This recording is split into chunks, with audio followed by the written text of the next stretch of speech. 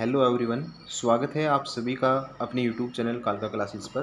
तो दोस्तों, आज मैं आपको इस वीडियो में रीट लेवल 2 जो आपका पेपर हुआ था इवनिंग शिफ्ट में, तो उसमें मैं आपको साइंस सब्जेक्ट का आंसर की आपको बताने वाला हूँ। उम्मीद करता हूँ दोस्तों कि आप वीडियो को स्टार्ट से लेकर इन तक जरूर देखेंगे। तो देखिए दोस्तों, पहला जो क्वेश्चन पूछा गया था उसमें मैं आपको ये क्वेश्चन समर्थी के आधार पर बता रहा हूँ। जो क्वेश्चन मेरे को याद थे वो मैं आपको बता रहा हूँ। तो देखिए, पहला जो क्वेश्चन पूछा गया था इसमें विद्युत सेल का कार्य क्या होता है। तो विद्युत सेल का जो कार्य होता है दोस्तों, वो होता है कि जो केमिकल एनर्जी होती है उसको किस में कन्वर्ट करता है, ये इलेक्ट्रिकल एनर्जी में। ये इसका सही उत्तर रहता। उसके बाद में एलईडी की फुल फॉर्म पूछी गई आपसे। तो एलईडी का मतलब एल से मतलब होता है लाइट इमिटिंग, ठीक है, लाइट इमिटिंग डायोड। ये इसकी फुल फॉर्म बन जाती डायोड। ये इसका सही उत्तर रहता। उसके बाद में मानव श्रवण परास की जो रेंज पूछी गई आपसे फ्रीक्वेंसी की, तो वो होती है दोस्तों 20 हर्ट्ज से 20,000, यानी 20 हर्ट्ज से 20,000 हर्ट्ज के बीच में इसकी रेंज रहती है मानव श्रवण। अगर इससे कम होती तो वो होती है इंफ्रासोनिक, और ज़्यादा होती 20,000 से तो वो अल्ट्रासोनिक में आ जाती है। उसके बाद में देखिए, क्वेश्चन नंबर 4 में पूछा गया है बल को दुगुना कर दिया जाए और क्षेत्रफल आधा, तब दाब क्या होगा। आपको पता है कि दाब जो होता है वो फोर्स पर यूनिट एरिया होता है। अगर बल को दुगुना कर दिया जाए और इसको आधा कर दिया जाए, तो ये कंडीशन अगर हम अप्लाई करते हैं तो जो P होता है वो क्या होता है 4F/A, यानी 4 गुना हो जाएगा। तो ये 4 गुना वाला इसका ऑप्शन सही रहता। लकड़ी की बनी चम्मच आइसक्रीम में ऊष्मा का संचरण के प्रभाव से। तो देखो, लकड़ी की बनी जो चम्मच है वो ऊष्मा का न तो उसमें संचरण होता, ठीक है, ना तो वो गर्म होगी ना वो ठंडी, यानी वो सेम रहेगी। उसमें ऊष्मा का संचरण नहीं होगा, ना गर्म होगी न वो सेम रहेगी, न ठंडी होगी न गर्म होगी। तो ये ऑप्शन उसमें दिया हुआ था इस क्वेश्चन में, तो वो आपका सही रहता। उसके बाद में सूर्य से ग्रहों का क्रम आपको बढ़ते हुए दूरी के आधार पर क्रम लिखना था। तो इसमें था बुध, शुक्र, पृथ्वी, मंगल, ठीक है। बुध, इसमें राइट आंसर रहता आपका बुध, शुक्र, पृथ्वी और मंगल। ये इसका दूरी के आधार पे बढ़ते हुए ऑर्डर में लिखा जाएगा, ये सही इसका ऑप्शन होता। उसके बाद में समतल दर्पण से प्रतिबिंब बनता है। तो समतल दर्पण से प्रतिबिंब आभासी बनता है और वस्तु के साइज के इक्वल बनता है और पीछे बनता है दर्पण पर्दे के, ठीक है। तो ये इसका राइट आंसर रहता। ऑप्शन में जो दिया था आपको टिक करना था। यौन यौन द्वारा संचरित रोग, यौन संचरित रोग आपको बताना है। देखो, एड्स होता है और इसमें ऑप्शन दे रखा गोनोरिया, तो वो गोनोरिया वाला जो ऑप्शन जो था वो इसका सही रहता, ठीक है। उसके बाद में क्वेश्चन नंबर 9 की बात कर लेते हैं हम। 9 में पूछा गया कि काली खांसी किस सूक्ष्म जीव के कारण होती है। तो काली खांसी जो इसका जो राइट आंसर था दोस्तों वो आएगा बोर्डिटेला परट्यूसिस, ठीक है। ये इसका राइट आंसर आ जाता, बोर्डिटेला परट्यूसिस, ये इसका राइट आंसर होता। उसके बाद में नेक्स्ट क्वेश्चन, मुकुलन विधि द्वारा जनन किस जीव में होता है। तो उसमें ऑप्शन 4 दे रखे थे, जिसमें से एक हाइड्रा ऑप्शन दे रखा था। तो हाइड्रा वाला आपका राइट आंसर रहता, ठीक है। तो उस पर आपको टिक करना था। उसके बाद में प्रकाश संश्लेषण में कौन सी वस्तु शामिल नहीं है।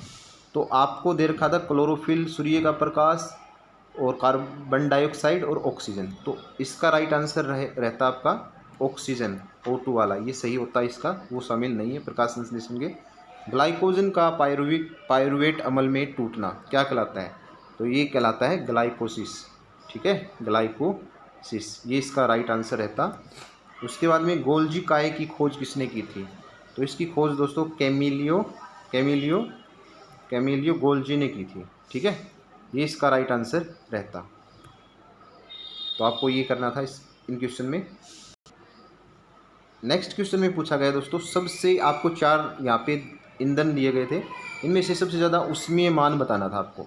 तो सबसे ज़्यादा उष्मीय मान जो होता था वो हाइड्रोजन का होता था, ठीक है। तो ये ऑप्शन इसमें LPG CNG पेट्रोल में और हाइड्रोजन में उष्मीय मान जो है सर्वाधिक वो हाइड्रोजन का होता है, ये ऑप्शन इसका सही रहता। उसके बाद में क्वेश्चन 15, विटामिन डी की कमी से होने वाला रोग। तो ये तो आपको पता है कि रिकेट्स जो होता है वो विटामिन डी की कमी से होता है, ये इसका सही ऑप्शन रहता। उसके बाद में नेक्स्ट क्वेश्चन, चावल की डंडी से चावल अलग करना, तो ये क्या कहलाती है? थ्रेसिंग कहलाती है। ठीक है, थ्रेसिंग। एक विनोविंग थी और एक थ्रेसिंग। तो विनोविंग तो हवा की प्रक्रिया के माध्यम से अलग करना, और चावल, लेकिन इसमें पूछा गया है चावल की डंडी से चावल अलग करना, तो थ्रेसिंग इसका राइट आंसर रहता। उसके बाद में नेक्स्ट क्वेश्चन, परिपक्व अंडाशय व भित्ति क्या कहलाता है? जब पौधे में पूर्ण रूप से फल बन जाता है, तो यानी परिपक्व अंडाशय व भित्ति जो होता है वो किस में कन्वर्ट हो जाते हैं? फल में। ठीक है, तो इसका राइट आंसर रहता आपका फल। ठीक है, ये इसका सही उत्तर होता। उसके बाद में 18 में देखिए, महिलाओं में अंडाणु परिपक्व करने में कौन सा हार्मोन सहायता करता है? तो इसमें इसका राइट आंसर रहता है दोस्तों FSH। FSH ये इसका राइट आंसर रहता है। इसका मतलब होता है फॉलिकल स्टिमुलेटिंग हार्मोन, और ये जो हार्मोन होता है ये पिट्यूटरी ग्लैंड से रिलीज होता है। नेक्स्ट क्वेश्चन में आपसे पूछा गया है, एक कोशिकीय यूकोरियोटिक किस समूह का है?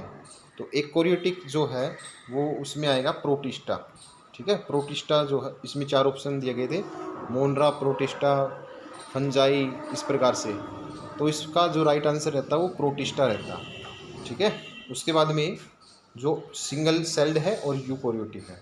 उसके बाद में 20 क्वेश्चन में देखिए, अम्ल वर्षा का कारण पूछा गया था आपसे। उसमें 4 ऑप्शन दे रखे थे, CO2, O2, ऐसे समथिंग। तो उसमें से जो राइट आंसर रहता वो आपका रहता SO2। ठीक है, ये इसका कारण होता है। सल्फर डाइऑक्साइड गैस जो होती है, नाइट्रोजन के ऑक्साइड, ये अम्ल वर्षा का कारण बनते हैं। तो ये ऑप्शन उसमें सही रहता। उसके बाद में देखिए नेक्स्ट क्वेश्चन, थर्मोसेटिंग प्लास्टिक के उदाहरण पूछे गए हैं। तो इसमें रहता आपका राइट आंसर, आपको करके आना था बेकेलाइट और मेलामाइन। ठीक है, बेकेलाइट और मेलामाइन ये इसके राइट आंसर रहते जो थर्मोसेटिंग प्लास्टिक के उदाहरण हैं। आप देख रहे हैं स्टूडेंट्स, दोस्तों, कि आप ज़्यादातर जो क्वेश्चन है कि वो 8वीं की बुक से पूछे गए हैं। 8वीं की जो साइंस है उसमें से ज़्यादातर क्वेश्चन पूछे गए हैं। अगला क्वेश्चन देखिए, साथ साथ में दोस्तों चैनल को लाइक और चैनल को सब्सक्राइब जरूर कर देना, क्योंकि हम आपके लिए इतनी मेहनत से वीडियो बना रहे हैं। उम्मीद करूँगा और ज़्यादा आगे से आपके लिए नई वीडियो लेके आऊँगा। देखिए नेक्स्ट क्वेश्चन में, समुद्र से नमक प्राप्त करने की विधि क्या कहलाती है? तो समुद्र से नमक प्राप्त करते हैं वाष्पन विधि के द्वारा हम प्राप्त करते हैं। ठीक है, तो इसका वो राइट आंसर रहता है वाष्पन विधि से। खरीफ फसल की उदाहरण है, तो इसमें दे रखा था गेहूँ, दे रखा था मक्का, तो मक्का वाला इसका राइट आंसर रहता है। ठीक है, ये खरीफ की फसल का उदाहरण होता है। ठीक है, तो ये थे आपके साइंस की टोटल क्वेश्चन। इसके बाद में देखिए अगले क्वेश्चन और देख लेते हैं। श्वेत ग्रंथियों का प्रकार है, तो श्वेत ग्रंथियों का जो प्रकार है, इसमें आपको इसका जो राइट आंसर आपको करना था, इसका राइट आंसर रहता उपोक्राइन। ठीक है, उपोक्राइन इसका राइट आंसर रहता। और चिट्ठी काटने पे कैलामाइन का प्रयोग किया जाता है, तो कैलामाइन का रासायनिक नाम पूछा गया था ऐसे क्वेश्चन, तो उसका रहता आपका आंसर मैग्नीशियम कार्बोनेट। ठीक है, ये इसका नहीं, मैग्नीशियम नहीं था, जिंक कार्बोनेट, तो ये इसका राइट आंसर रहता। ठीक है दोस्तों, तो वीडियो कैसी लगी कमेंट ज़रूर करना, और चैनल पे नए हैं तो दोस्तों चैनल को सब्सक्राइब जरूर करना और वीडियो को लाइक ज़रूर करना।